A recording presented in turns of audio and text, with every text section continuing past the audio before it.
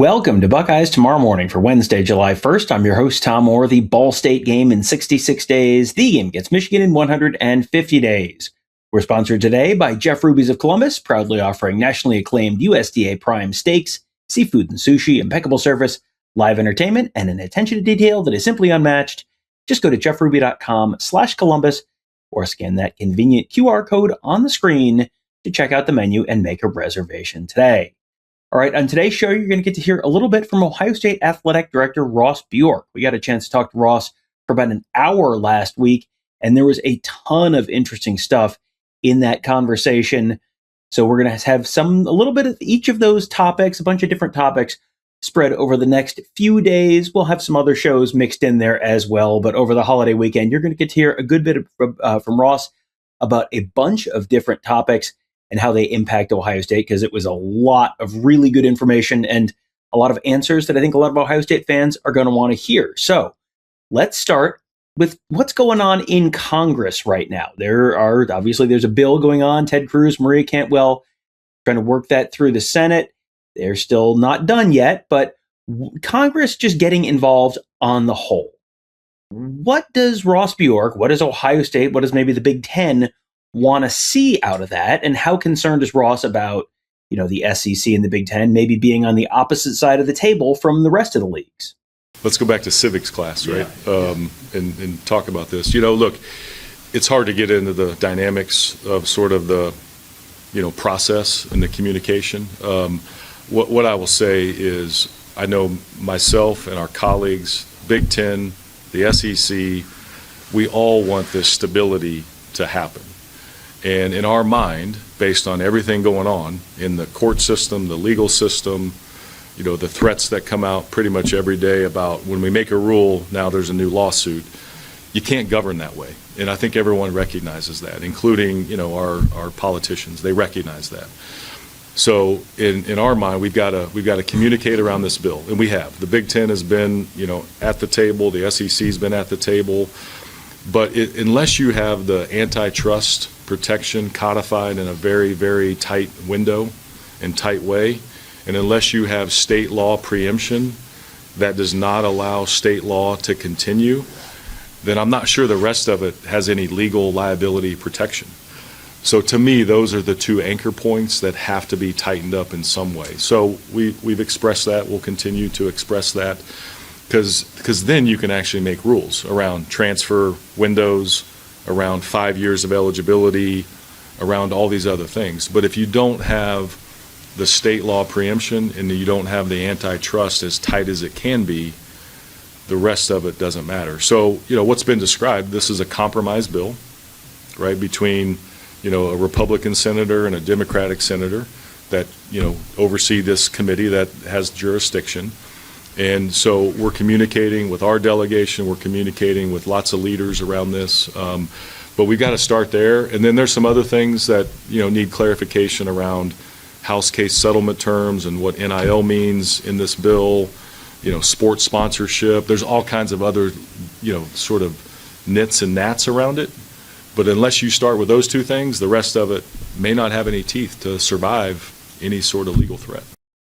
So this is one of those questions that I've had for a long time, and I've never really heard anyone give this answer before, this explanation before. It is remarkably straightforward, but why not just make student athletes employees? Doesn't that sort of solve a lot of the problems? Because we're a country of 50 states, and there's a court case, legal case from the 1930s that said that employment rights belong to the states, right? And also you have differences between public companies and private companies.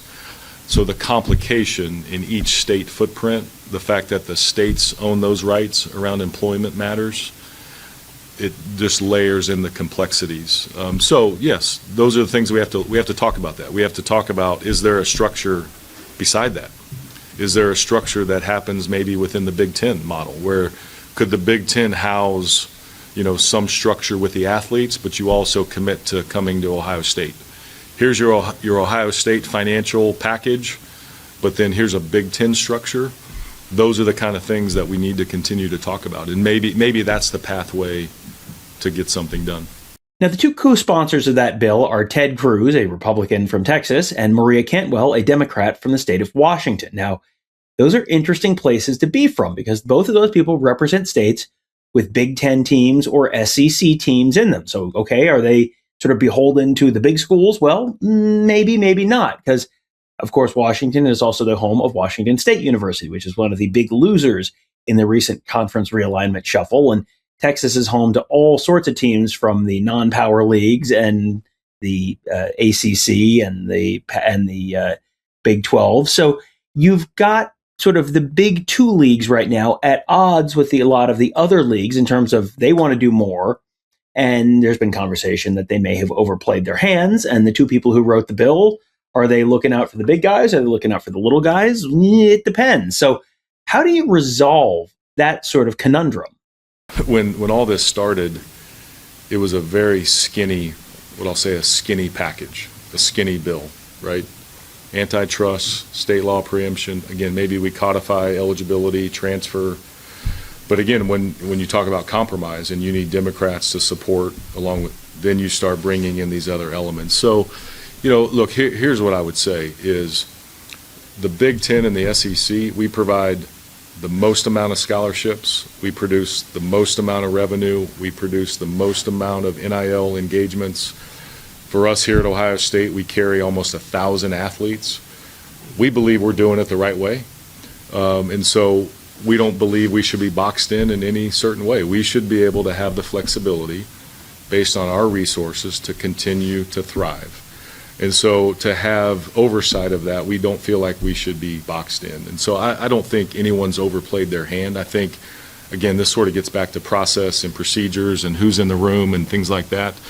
There's been really great dialogue, and there's things that I think we will get in the long run, but getting there and compromising is probably going to come with some things that maybe we don't completely agree with, but we can live with.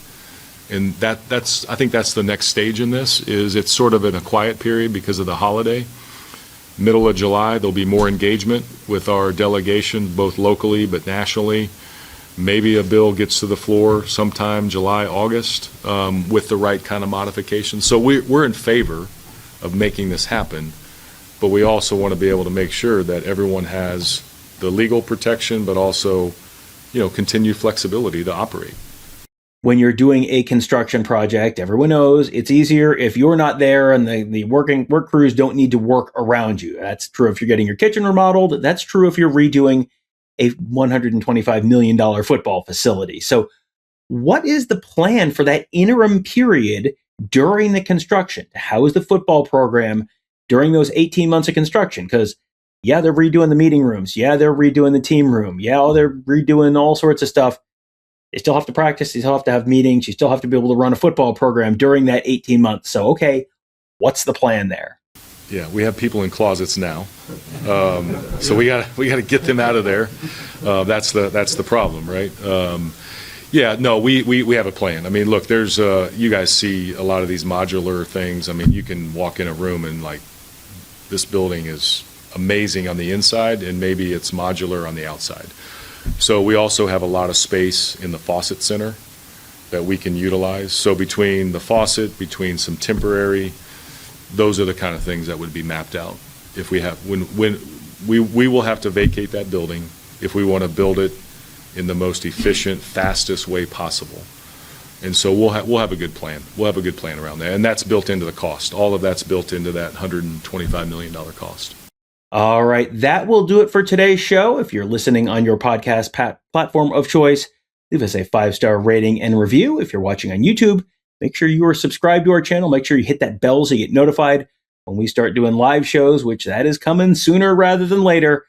We are in July now, and Big Ten Media Days less than a month away. The start of fall camp just over a month away. The start of the football season just under 2 months away.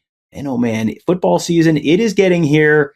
Going to be a busy summer, busy fall, very exciting fall for us at BuckeyeInsiders.com. And of course, on your podcast platform of choice, youtube.com/@BuckeyeInsiders. All those places, you can find us there. You can find us on your social media platform of choice at Buckeye Insiders as well. And thanks again to our friends at Jeff Ruby's Columbus, the award-winning upscale steakhouse in downtown Columbus. named one of the top 50 steakhouses in America by Food Network.